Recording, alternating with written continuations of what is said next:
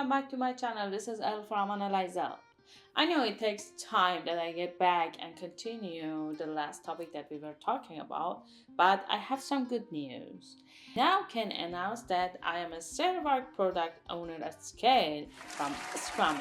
I just wanted to share my happiness with you, and let's get back to my topics. I remember that we were talking about mixing the industries together. We just talked about that how it's gonna happen that if we want to use real time and offline other board or but let's say in CGI will. We just talked that we need to pay attention to the pipeline, what's going to change in the pipeline.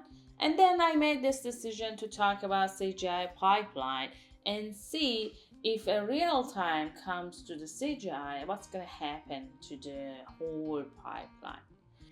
Uh, I know now that we're talking about mixing these industries, there are so many news about AIs and what's going to happen to the industries when AI came to the industries. And especially these days, it's kind of like a controversial topic that people are talking about.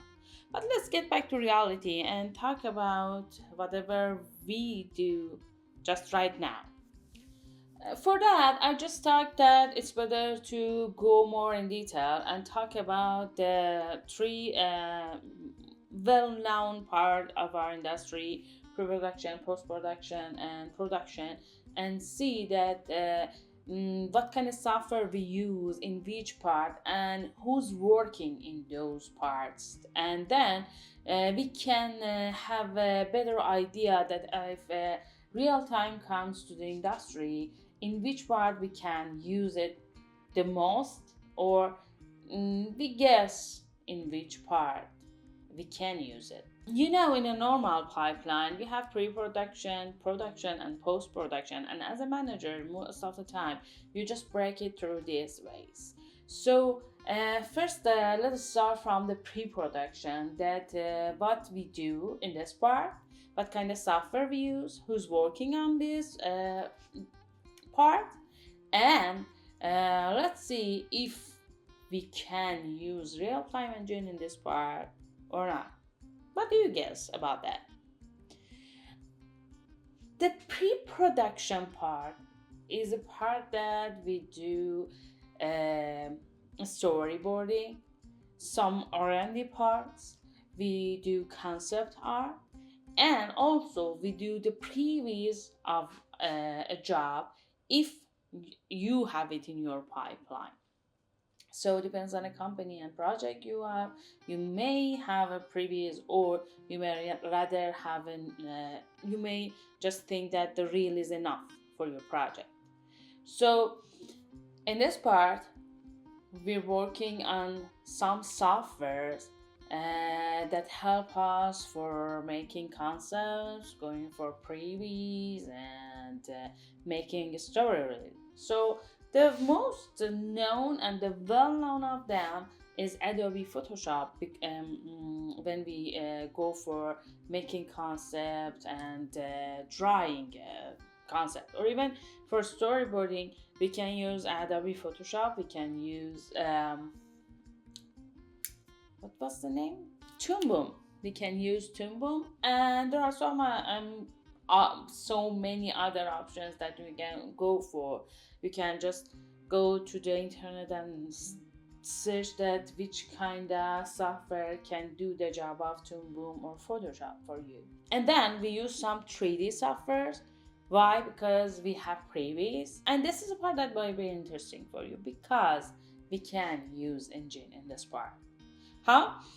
Just for previews, we need to just having some 3D assets, sometimes some placeholders, and we just do the layout in previews, and by lighting and putting the camera, we can see that our perspective, our composition, our lighting, which part is in shadow and whatever like this. So for doing the job of layout, we can get help from real-time engine.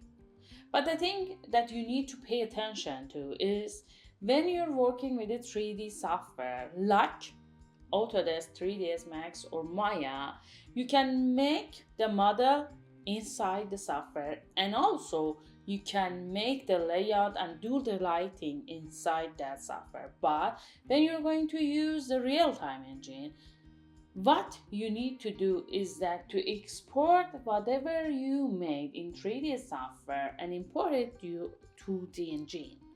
You can't make any model or asset inside the engine. Why I'm telling is that as a manager, you need to consider some time for exporting and importing and the technical challenges that you will face through these parts. So if you're a small company, you need to know if you can buy some script. If you're a big company, you need to ask your technicians to just write some codes for you for that. For sure, these things are solved nowadays because the teams have been using this engine in their pipeline. But it's up to you. It's up to your team to make decision about how can you want to use engine in pre-production part. Okay, I think it's all about pre-production, and then we will go for the production part. Hope you find this video useful and easy to understand. Please hit the thumbs up if you like it, comment any question you have, and share it with your friends. Till the next video, bye.